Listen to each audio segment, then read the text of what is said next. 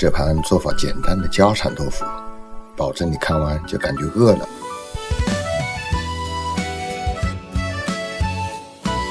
老豆腐几块，切成1厘米厚块。五花肉1小块，切薄片。小米椒切碎，青蒜切段。锅里多放点油，大火烧热后转中小火。下豆腐，慢慢煎到两面金黄，先盛出备用。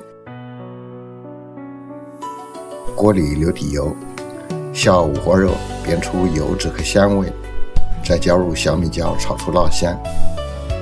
倒入煎好的豆腐，加入青蒜段、盐、味精、生抽、老抽，一次到位。大火翻炒几下，让豆腐吸满酱汁就可以出锅了。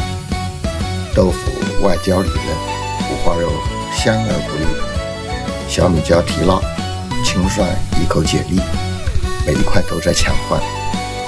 这种菜没什么技巧，就一个字：香，根本停不下来。健康饮食最大的误区，就是把极端当成了努力。饭吃得太委屈的人，最后往往都在深夜的冰箱前完成了复仇。越简单的菜，越能撑住生活。关注我，下周见。